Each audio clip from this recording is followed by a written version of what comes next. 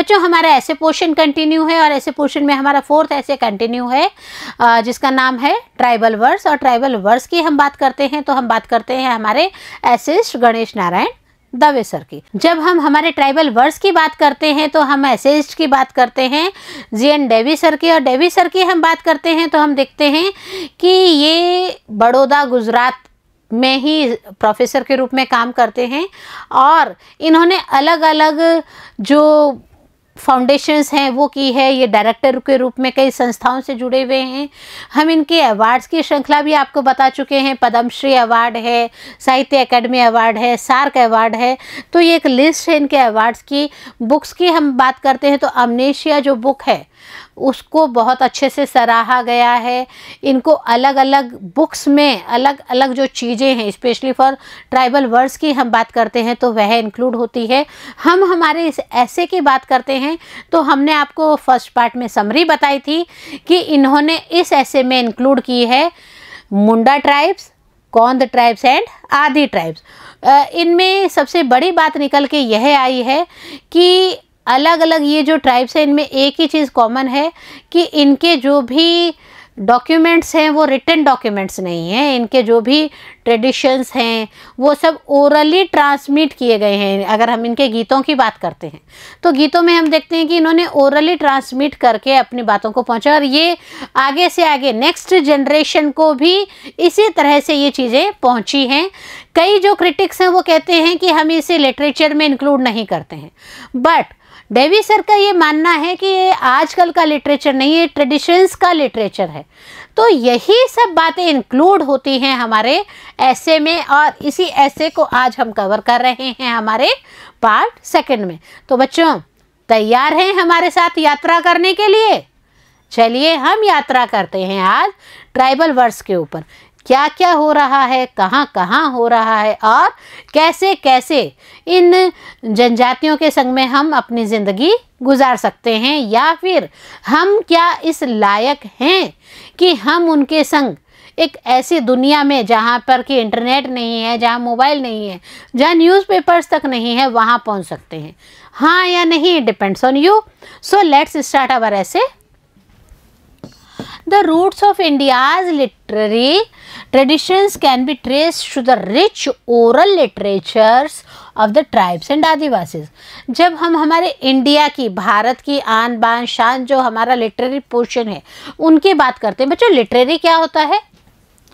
Literary it means concern with literature, साहित्य से जुड़ी हुई ट्रेडिशंस की हम बात करते हैं। तो हम योगदान नहीं भूल सकते हैं ओरल लिटरेचर का।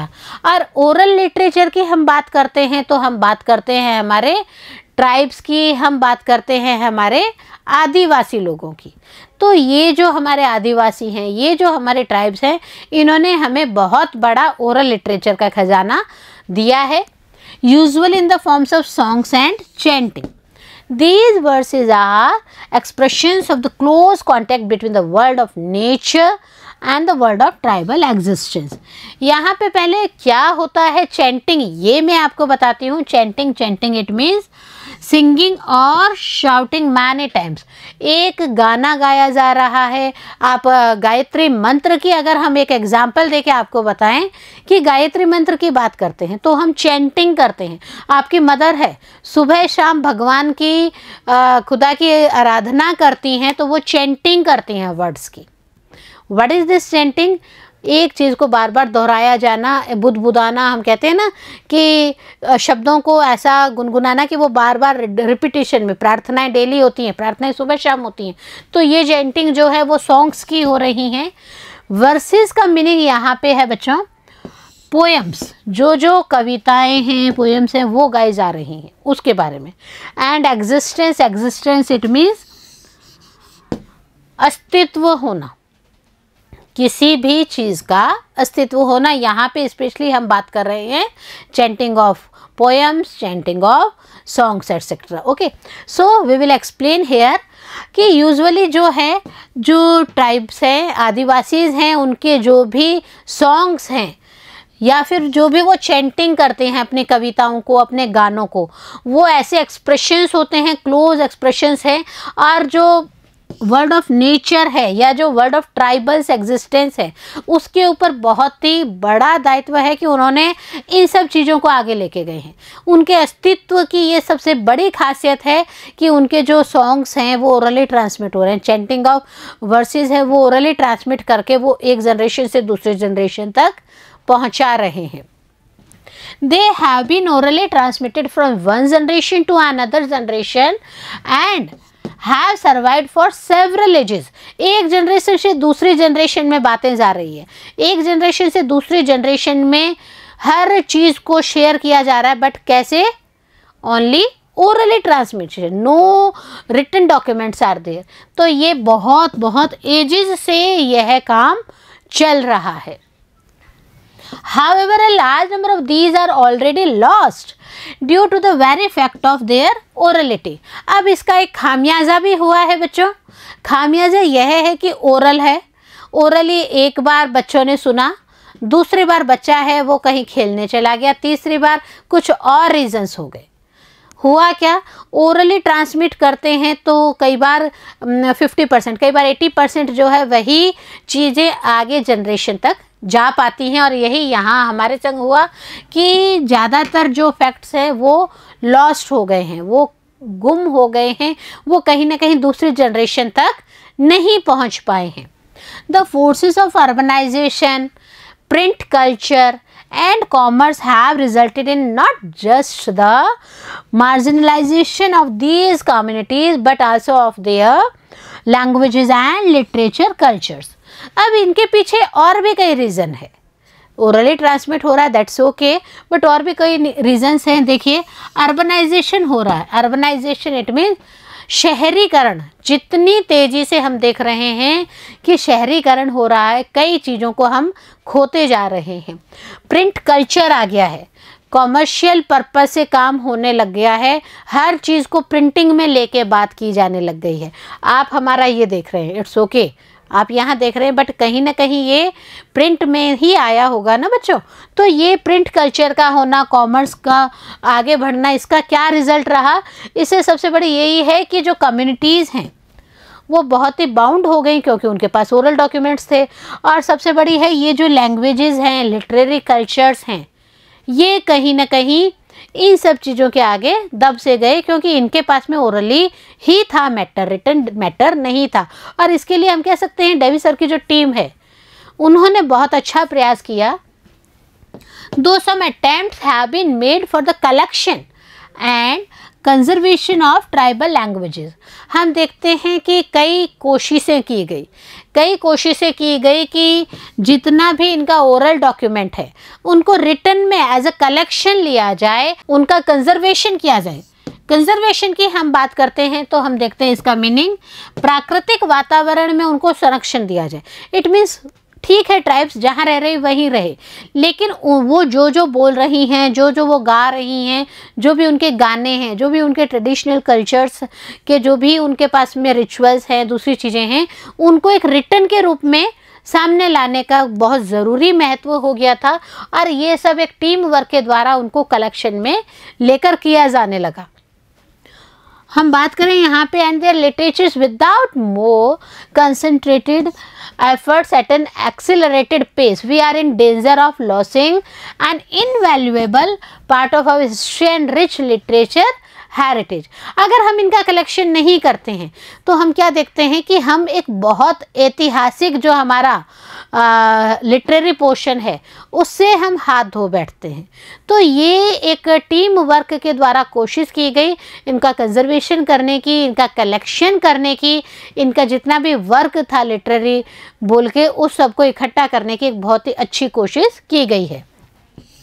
This section is a small attempt to familiarize students with some aspects of the enormous wealth of oral tribe literature। और हम कह सकते हैं कि ये जो सेक्शन है एक स्मॉल, एक छोटा सा कोशिश है कि ये जो स्टूडेंट्स हैं उन सबको बार बार बताएं, बार बार उनसे पूछ के, उनसे कर के, और ये जो हमारा ओरल ट्राइबल लिटरेचर है इसको संरक्षित करने की कोशिश की गई। ऐसे लिखते हुए डेवी सर हमें कहीं ना कहीं यात्राएं करवा रहे हैं कि अरे आप ऐसी दुनिया में यात्रा कर रहे हैं जहाँ के लोगों को अभी तक लिखना नहीं आ पा रहा है। ओरली बहुत परफेक्ट है, बहुत अच्छे हैं वो लोग, बट रिटन में कहीं ना कहीं उनका ऐसा कल्चर में नहीं था। ये कोशिश की गई टीम मेंबर्स के द्वारा। It begins with an extract from an essay by G N, और हम कह भी सकते हैं इसकी शुरुआत ही हमारे जो डेवी सर हैं उनके ऐसे के द्वारा ही की गई। एक प्रयास किया है उन्होंने, हमें बताया है कि कैसे वो ये सब काम कर रहे हैं। Devy in which he discusses the need to create a space for the study of tribal literature. और यहाँ पे डेवी जो है अलग अलग मुद्दों पे डिस्कशन करके हमें बता रहे हैं कि कैसे ये ट्राइबल जो लिटरेचर है उसको हम इकट्ठा कर रहे हैं, उसे फ्रेमवर्क में ले रहे हैं within the framework of canonized written text. और इसमें उन्होंने क्या किया, एक एक्सेप्टेड स्टैंडर्ड्स जो थे रिटन टेक्स्ट के, उनको लेते हुए ट्राइबल्स के जो भी उनके वर्क थे ओरली जो ट्रांसमिट हो रहे थे उन्हें लिखने का, लिखवाने का प्रयास किया गया। What he argues for is the need for a new method to identify and read literature in which orality is not dismissed as casual utterance in different dialects।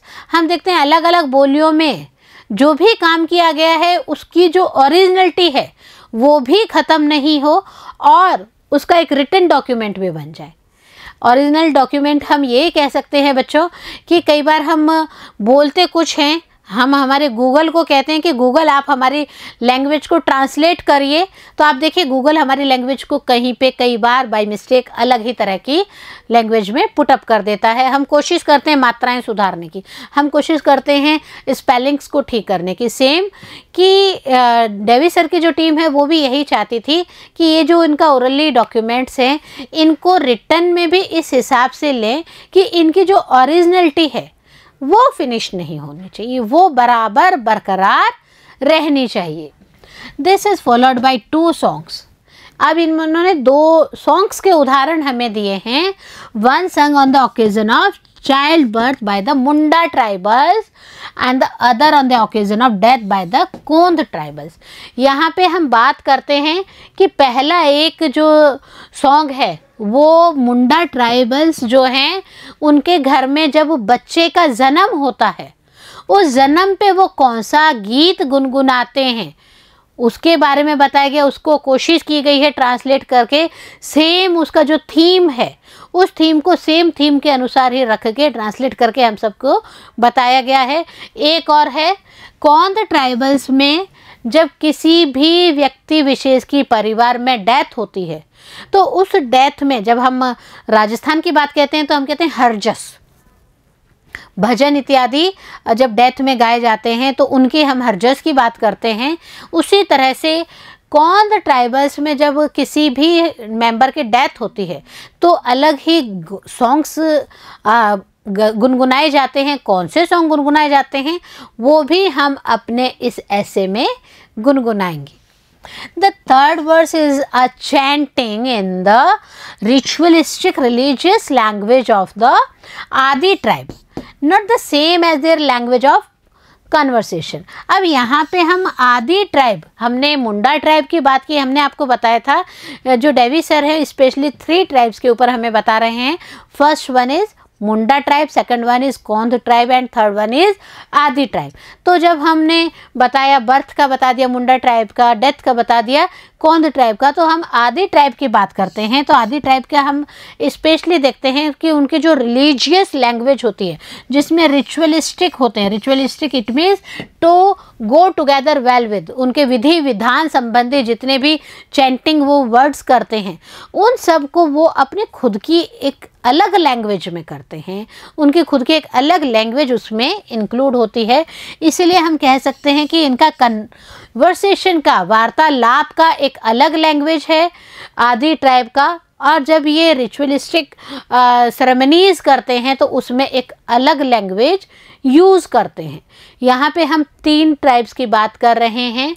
Even though this is merely a small representation of a treasure of tribal Adivasi songs, it indicates the immense diversity that exist amongst tribal groups. Davis sir अपने ऐसे में एक important बात बता रहे हैं हमें कि ठीक है, ये एक छोटा सा एक खजाना किसका है बच्चों? ट्राइबल और आदिवासी सॉन्ग्स का खजाना जो है उसको रिप्रेजेंट किया जा रहा है। Represent it means having somebody to speak for you, प्रतिनिधित्व करना। तो ये रिप्रेजेंटेशन हो रहा है, इस रिप्रेजेंटेशन के माध्यम से ये कोशिश कर रहे हैं इस चीज़ को, ट्राइबल ग्रुप्स के सॉन्ग्स को रिप्रेजेंट करने की। inevitably influenced by their very specific historical, cultural and geographical locations, tribal societies continue to retain and reproduce their distinctive traditions which usually find expression through their different languages। और इसमें सबसे बड़ी बात क्या है, पहले मैं आपको मीनिंग बता दूं बच्चों। इनएविटेबली इट मीन्स इम्पॉर्टेंट रूप से। हम बात करें डिस्टिंक्टिव की, तो distinctive it means different from others, दूसरों से कुछ अलग चीज़, दूसरों से कुछ अलग चीज़। तो हम यहाँ पे देखते हैं कि स्पेशली एक इम्पॉर्टेंट रूप से हम देखें तो हम प्रभावित होते हैं ट्राइब्स की हिस्टोरिकल, कल्चरल और जियोग्राफिकल लोकेशन से, ट्राइब्स की सोसाइटीज़ से जो कंटिन्यू रिटेन करती हैं, जो डिस्टिंक्टिव एक दूसरे से अलग रहती हैं, बट फिर भी उनके जो एक्सप्रेशंस होते हैं वो जो अलग अलग लैंग्वेजेस यूज़ करती हैं, उन लैंग्वेजेस को समअप करके बातें की जाती हैं। However, it is equally true that though possessing their very specific languages, most tribal societies such as Munda, Kond, आदि, बोंडो आर बाइलिंगुअल। अब हम इनकी लैंग्वेजेस की बात कर रहे हैं, इनका ओरल ट्रांसमिशन की बात कर रहे हैं, तो एक इम्पॉर्टेंट चीज़ ज़रूर डिस्कशन में लेंगे कि ये जो लैंग्वेजेस यूज़ कर रहे हैं ट्राइबल सोसाइटीज़, भले ही हम बात करें मुंडा की, भले ही हम बात करें कौंद ट्राइब की, आदि ट्राइब की या फिर मोंडो ट्राइब की, तो हम एक स्पेशल चीज़ देखते हैं कि वे बाइलिंगुअल है। बाइलिंगुअल इट मीन्स एक टाइम में वे भी दो भाषाएँ बोल सकते हैं। Moreover, while tribal groups like the Santhal become important subjects in dominated literary streams such as Bangla literature, there is a fairly well developed Santhalese literature too। अब Santhal tribe का एक इम्पॉर्टेंट बात यहाँ पे निकल के सामने आता है, और वह इम्पॉर्टेंट बात यह है कि जब हम संथाल ट्राइब्स की बात करते हैं तो हम बात करते हैं इन्होंने लिटरेरी पोर्शन पे बहुत काम किया। ये बांग्ला लिटरेचर को तो रीड आउट करने में सक्षम है, प्लस ये बात करते हैं अपने खुद के संथाली लिटरेचर की। तो संथाली ट्राइब्स का भी लिटरेचर बहुत ही इम्पॉर्टेंट लिटरेचर है। क्या गीत गाते हैं डेथ पे, क्या गीत गाते हैं जन्म पे, शेयर करेंगे हमारे नेक्स्ट पार्ट में। तब तक पढ़ते रहें और आगे बढ़ते रहें।